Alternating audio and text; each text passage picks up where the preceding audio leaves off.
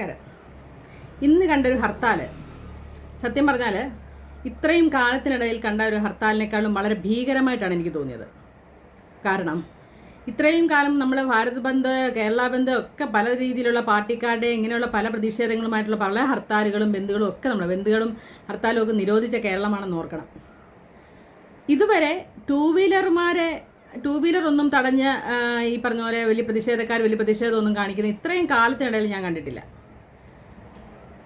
മനസ്സിലായോ? ഇന്നേ വരെ ടൂ വീലറിനെ തടഞ്ഞിട്ട് നിങ്ങളിവിടെ പോവുകയാണെന്നും ഈ ക്രോസ് വിസ്താരം, അതായത് പോലീസുകാർ ചോദിക്കുന്ന പോലെ ക്രോസ് വിസ്താരം ചോദിക്കുന്നത് എനിക്ക് കണ്ടിട്ടില്ല. കഴിഞ്ഞ ദിവസം നിങ്ങളെല്ലാം കണ്ടതാണ്. ഞാൻ എൻ്റെ പേരമ്മ മരിച്ച മരണവാർത്ത ഞാൻ എൻ്റെ ഫേസ്ബുക്കിൽ പോസ്റ്റ് ചെയ്തിരുന്നു. ഇന്ന് പേരമ്മയുടെ 16 അടിയന്തരമായിരുന്നു. അതായത് ഈ 12ഉം 11ഉം എല്ലാം കൂടെ ചേർന്നൊരു ചടങ്ങുണ്ടല്ലോ, അത് ആ ചടങ്ങായിരുന്നു. ഹർത്താലാണെന്ന് വെച്ചാൽ അത് മാറ്റി വെക്കാൻ പറ്റുന്ന കാര്യമൊന്നുമല്ല. അപ്പോൾ ഞാൻ രാവിലെ എൻ്റെ സ്കൂട്ടർ എടുത്ത് കാറിന് പോകണ്ട, കാരണം ഹർത്താലുകാരെങ്കിലും തടഞ്ഞാൽ അതൊക്കെ ബുദ്ധിമുട്ടാവില്ലെന്ന് വിചാരിച്ച് ഞാൻ സ്കൂട്ടറിലാണ് ഞാൻ പോയത്. ഈ സൺകോട്ടും ഒക്കെ ഇട്ട് വളരെ സേഫായിട്ട് ഞാൻ പോകുമ്പോൾ താഴത്തുവടകര എന്ന് പറഞ്ഞാൽ എൻ്റെ സ്വന്തം സ്ഥലം തന്നെയാണ്. ഞാൻ പഠിച്ച സ്കൂളാണ് താഴത്തുവടകര, എൻ്റെ വീട് കുളത്തൂർമൂടിയാണ്. അപ്പം ഞാൻ പഠിച്ച എൻ്റെ സ്വന്തം നാട്. ആ സ്വന്തം നാട്ടിൽ ഞാൻ ചെന്നപ്പോൾ എന്നെ കുറേ സ്ത്രീകളും പുരുഷന്മാരും ചേർന്ന് തടഞ്ഞു. ഞാൻ ചോദിച്ചാൽ എന്താ ചേട്ടാ കാര്യം, എവിടെ പോവാ? അത് ധാർഷ്ട്യത്തിലാണ് ചോദിക്കുന്നത്, അല്ല ഒരു മര്യാദയിൽ വരെ ചോദിക്കുന്നത്. എങ്ങോട്ടാന്ന് ചോദിച്ചു. നീ ഹർത്താലാണെന്ന് അറിയത്തില്ല, എങ്ങോട്ടാണെന്ന്. ഞാൻ പറഞ്ഞു എൻ്റെ പേരമ്മയുടെ അടിയന്തരമാണ്, ഞാൻ അവിടെ പോവാ. എവിടെയാ? ഞാൻ പറഞ്ഞു എട്ടാമയില്ല. അപ്പോൾ എല്ലാവരും കൂടെ ഇങ്ങനെ മുഖത്തോട് മുഖം നോക്കി. അപ്പോൾ എന്നോട് പറഞ്ഞു വിട്ടേക്കാൻ പറഞ്ഞു. അപ്പം എന്നോട് പറഞ്ഞ് പൊക്കോളാൻ പറഞ്ഞു. അപ്പോൾ പുറകിൽ നിന്ന് ഒരാൾ അവിടെ നിന്ന് പറഞ്ഞു എല്ലാവർക്കും അടിയന്തരമാണെന്ന് പറഞ്ഞ് ഞങ്ങൾ പോയാൽ മതിയല്ലോ, എല്ലാവർക്കും അടിയന്തരമുണ്ടെന്നോ അങ്ങനെ എന്തോ ഒരു ഭാഷ എന്നോട് പറഞ്ഞു. അപ്പം ഞാൻ തിരിഞ്ഞു നിന്നിട്ട് പറഞ്ഞു എന്നാൽ ചേട്ടനും കൂടെ വാ, അടിയന്തരമാണെന്ന് നോക്കിയിട്ട് വന്നാൽ മതിയല്ലോ, ഞാൻ ഇനി കള്ളം പറയുകയാണെന്നുണ്ടെങ്കിൽ എന്ന് വിചാരിച്ച് തന്നെ നമ്മൾ എന്നാൽ ചേട്ടനും കൂടെ വരാൻ പറഞ്ഞു. അത് അവർക്ക് ഇഷ്ടപ്പെട്ടില്ല. അവരെല്ലാവരും ഒരു 10-25 പേരുണ്ടായിരുന്നു. അവരെല്ലാവരും കൂടെ ഞാൻ മാത്രമേ ഉള്ളൂ അവിടെ. കൂട്ടമായിട്ട് സ്ത്രീകളും പുരുഷന്മാരും എല്ലാം കൂടെ കൂട്ടമായിട്ട് വന്ന് വളരെ മോശമായ രീതിയിൽ എന്നോട് ആക്രമിക്കുന്ന രീതിയിലുള്ള സംസാരമാണ് സംസാരിച്ചത്. സ്ത്രീകൾ വളരെ മോശമായിട്ട്, നിൻ്റെ വീട്ടിലാണ് ഇങ്ങനെ ഒരു ചെറുക്കം മരിച്ചെങ്കിൽ നീ ഇങ്ങനെ പ്രതികരിക്കും. അപ്പം ഞാൻ തിരിച്ചു ചോദിച്ചു, ചേച്ചി നീ ചേച്ചിയുടെ വീട്ടിലാണ് ഇങ്ങനെ ഒരാളുടെ അടിയന്തരം ഉണ്ടെങ്കിൽ ചേച്ചി പോകത്തില്ലേ? അത് ചോദിച്ചാൽ പറ്റത്തില്ല, നീ പറഞ്ഞത് ശരിയല്ല. ഞാൻ പറഞ്ഞപ്പോൾ ചേട്ടൻ പറഞ്ഞത് ശരിയല്ല, എന്നോട് അങ്ങനെ പറഞ്ഞിട്ടല്ലേ ഞാൻ ഇങ്ങനെ പറഞ്ഞത്. എന്നിട്ട് അതിപ്പോൾ എന്നോട് പറഞ്ഞു അത് പറ്റത്തില്ല, നീ 10 മിനിറ്റ് അങ്ങോട്ട് മാറി നിൽക്കുക, നീ 10 മിനിറ്റ് അങ്ങോട്ട് മാറി നിന്നിട്ട് നീ ഇതിനെ കുറച്ച് കഴിഞ്ഞിട്ട് നീ പോയാൽ മതിയെന്ന്. വളരെ ധാർഷ്ട്യത്തിൽ, അതായത് പോലീസുകാർ പോലും ഇത്രയും ധാർഷ്ട്യമായിട്ട് പറയത്തില്ല, നീ അങ്ങോട്ട് മാറി നിൽക്കുക, നീ 10 മിനിറ്റ് അവിടെ നിന്നിട്ട് പോയാൽ മതിയെന്ന്. അപ്പം ഞാൻ പറഞ്ഞു ചേട്ടാ എന്നെ തടഞ്ഞുകൊണ്ട് നിങ്ങൾക്ക് നീതി കിട്ടുമോ? ഞാൻ ചോദിച്ചതാണ് ഇങ്ങനെ, എന്നെ തടഞ്ഞതുകൊണ്ട് നിങ്ങൾക്ക് നീതി കിട്ടുമോ? ഉടനെ ഒരാൾ പറഞ്ഞ എന്താണെന്ന് അറിയാമോ എന്നോട്, ഇതൊക്കെയാണ് നിൻ്റെയൊക്കെ കുഴപ്പം, നിന്നെക്കൊന്നും ഒരു കുഴപ്പവും വരത്തില്ലെന്ന് നിനക്കൊക്കെ അറിയാം, അതുകൊണ്ടാണ് നീയൊക്കെ ഇങ്ങനെ സംസാരിക്കുന്നതെന്ന്.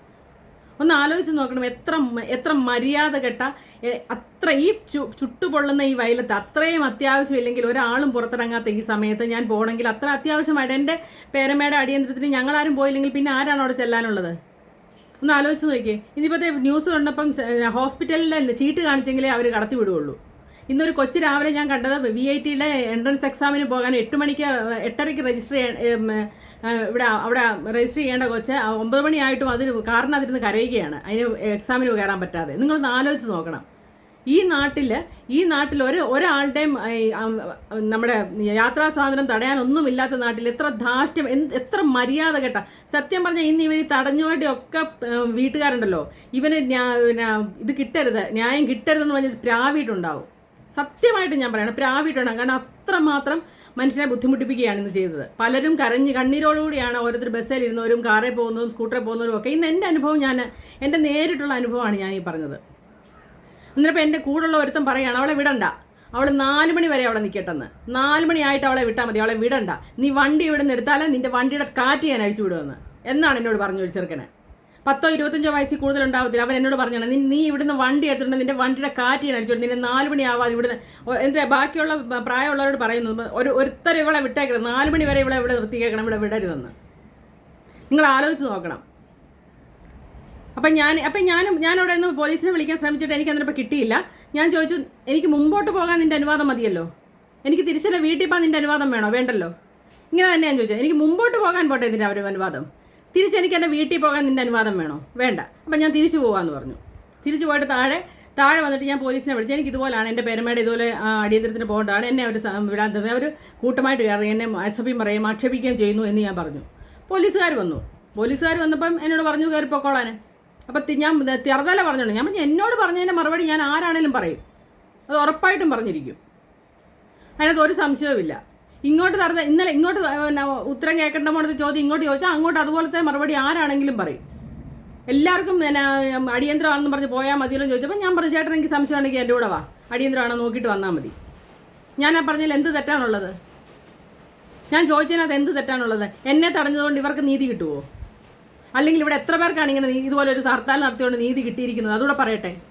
സിദ്ധാർത്ഥ് മരിച്ചു, അതിനു മുമ്പ് വിഷ്ണു പ്രണോയ് മരിച്ചു, എത്രയോ കുട്ടികൾ, എത്രയോ ആത്മഹത്യകൾ. ഇങ്ങനൊരു ഹർത്താലിന് ഇതുപോലെ പൊതുജനത്തെ, ഒന്നും അറിയാതെ വരുന്ന പൊതുജനത്തെ രാവിലെ കൈക്കുഞ്ഞുമായിട്ട് നിന്ന് കരയുകയാണ്. അവർ ഇന്നലെ കയറി 12 മണിക്ക് കയറിയതാണ് പിന്നെ ബാംഗ്ലൂരിൽ നിന്നൊക്കെ. ഒരു തുള്ളി വെള്ളം പോലും കുടിക്കാതെ നിന്ന് കരയുകയാണ്. ഈ പ്രാക്കൊക്കെ ആരേക്കും? ഒന്ന് ആലോചിച്ച് നോക്കി. എൻ്റെ കഷ്ടകാലത്ത് ഞാൻ ഇറങ്ങിയതാണ്. അപ്പോൾ എനിക്കുണ്ടായ അനുഭവമാണിത്. എൻ്റെ ജീവിതത്തിലാത്തിട്ട് ഞാൻ പല ഹർത്താലിനും ഇതുപോലെ സ്കൂട്ടറിൽ എനിക്ക് പോകേണ്ടടുത്തൊക്കെ ഞാൻ പോയിട്ട് ഇന്ന വരെ സ്കൂട്ടറുകാരെ ഒന്നും തടഞ്ഞത് ഞാൻ കണ്ടിട്ടില്ല. ഈ രീതിയിൽ ആക്ഷേപിക്കുന്നതോ അലറുന്നതോ ഇതുപോലെ മോശമായിട്ട് പെരുമാറുന്നതോ ഞാൻ കണ്ടിട്ടില്ല. കാരണം ഞാൻ മല്ലപ്പള്ളി ടൗണിൽ തന്നെ ആണ് ഇത്രയും കാലം ഉണ്ടായിരുന്നത്. അവിടെ ഒന്നും ഒരു പാർട്ടിക്കാരോ ഒരു സംഘടനയ്ക്കോ ഒരു കാര്യമോ ഒരാളും ഇങ്ങനെ മോശമായിട്ടൊന്നും പ്രതികരിക്കുന്നത് ഞാൻ ഇന്നേ വരെ കണ്ടിട്ടില്ല. എൻ്റെ ജീവിതത്തിൽ ആദ്യമായിട്ടാണ് ഞാൻ ഇങ്ങനൊരു ഹർത്താൽ കാണുന്നത്. ഇങ്ങനൊരു ഹർത്താൽ നടത്തിയതുകൊണ്ട് എന്താണ് ഇവർ ഉദ്ദേശിക്കുന്നതെന്ന് എനിക്ക് മനസ്സിലാവുന്നില്ല. ഈ നാട്ടിലുള്ള ഇത്രയും മനുഷ്യരുടെ പ്രാക്ക് കേൾക്കാൻ വേണ്ടിയിട്ടാണോ ഇവർ ഈ ഹർത്താൽ നടത്തിയത്? ആണോ? ഇവർ ഇപ്പം ഈ പറഞ്ഞ ഏതെങ്കിലും ഒരാൾ ഇവന് വേണ്ടി ആത്മാർത്ഥമായിട്ട് പ്രാർത്ഥിക്കുമെന്ന് നിങ്ങൾ വിചാരിക്കുന്നുണ്ടോ ഇനിയിപ്പം? പിന്നെ എനിക്ക് മനസ്സിലാവാത്തത്, നായരായിട്ട് ജനിച്ച് ഞാൻ എന്ത് തെറ്റാണ് ചെയ്തത്? എന്ത് തെറ്റാണ് ഞാൻ നിങ്ങളോട് ചെയ്തത്? ഞാൻ നായരായിട്ട് ജനിച്ചുകൊണ്ട് അതിൻ്റെ പ്രയോജനം നിങ്ങൾക്കാണ് കിട്ടുന്നത്. കാരണം റിസർവേഷൻ എന്ന് പറഞ്ഞാൽ നിങ്ങളാണ് അതിൻ്റെ ഗുണഭോക്താവ്, അല്ല ഞാനല്ല. ഞാൻ പിന്നോട്ട് തള്ളപ്പെടുകയാണ് ചെയ്തത്. അതാരും മനസ്സിലാക്കുന്നില്ല. അതായത് 1000-500 റാങ്കിൽ നിൽക്കുന്ന ഒരാൾ നായരോ അല്ലെങ്കിൽ അതുപോലെ റിസർവേഷൻ ഇല്ലാത്ത ആരും ആയിക്കോട്ടെ, ക്രിസ്ത്യാനി ആയിക്കോട്ടെ, ഹിന്ദു ആയിക്കോട്ടെ, സപ്ലിമെൻ്ററി ലിസ്റ്റിൽ, അതായത് ഒരു പരീക്ഷയ്ക്ക് 40 മാർക്കാണ് ജയിക്കാൻ വേണ്ടതെങ്കിൽ ആ 40 മാർക്ക് പോലും മേടിക്കാത്തവരുടെ ലിസ്റ്റാണ് സപ്ലിമെൻ്ററി ലിസ്റ്റ് എന്ന് പറയുന്നത്. ആ ലിസ്റ്റിൽ നിന്ന് വരെ നിങ്ങൾക്ക് ജോലി കിട്ടുന്നെങ്കിൽ അത് നിങ്ങളുടെ പ്രയോജനമാണ്. എന്നാൽ നിങ്ങൾ പറ, ഞങ്ങൾക്ക് ഇനി ജാതി വേണ്ട, ഞങ്ങളുടെ ജാതിക്കോളം ഒഴിച്ചിട്ടുള്ളൂ, ഞങ്ങൾക്ക് ഒരു ആനുകൂല്യം വേണ്ട എന്ന് പറഞ്ഞ് നിങ്ങൾക്ക് എന്തുകൊണ്ട് പറയുന്നില്ല? ഞങ്ങൾ മത്സരിച്ച് എഴുതിക്കോളാം, എനിക്ക് ജാതി വേണ്ട. അപ്പോൾ ജാതി കോളത്തിൽ വന്ന് എഴുതുന്നതുകൊണ്ടാണല്ലോ നിങ്ങൾക്ക് ഇത് പറയേണ്ടി വരുന്നത്. അത് വേണ്ടാന്ന് വെക്കണം. അതിനാരെങ്കിലും ധൈര്യമാണുണ്ടോ? എന്നെ നീ നായരെല്ലാം ചോദിക്കുക, എനിക്ക് ബുദ്ധിമുട്ടൊന്നുമില്ല. അതുകൊണ്ട് നിങ്ങൾക്ക് ബുദ്ധിമുട്ട് തോന്നേണ്ട കാര്യം? എന്ത് ബുദ്ധിമുട്ടാണ് തോന്നേണ്ട കാര്യം? അപ്പോൾ ഇന്ന് എനിക്കുണ്ടായ അനുഭവം ഇതാണ്. അതുകൊണ്ട് ഇന്ന് നിങ്ങൾ ഈ ബുദ്ധിമുട്ടിയ ഒരാൾ പോലും ആ ചെറുക്കന് വേണ്ടി ആത്മാർത്ഥമായിട്ടൊന്ന് പ്രാർത്ഥിക്കുമെന്ന് പോലും നിങ്ങളാരും വിചാരിക്കേണ്ട. ഇത്രയും കാലം ഇങ്ങനൊരു ഹർത്താൽ നടത്തിയിട്ട് ഒരാൾക്കും നീതി കിട്ടിയിട്ടില്ല എന്നുള്ള കാര്യവും വാസ്തവം തന്നെയാണ്.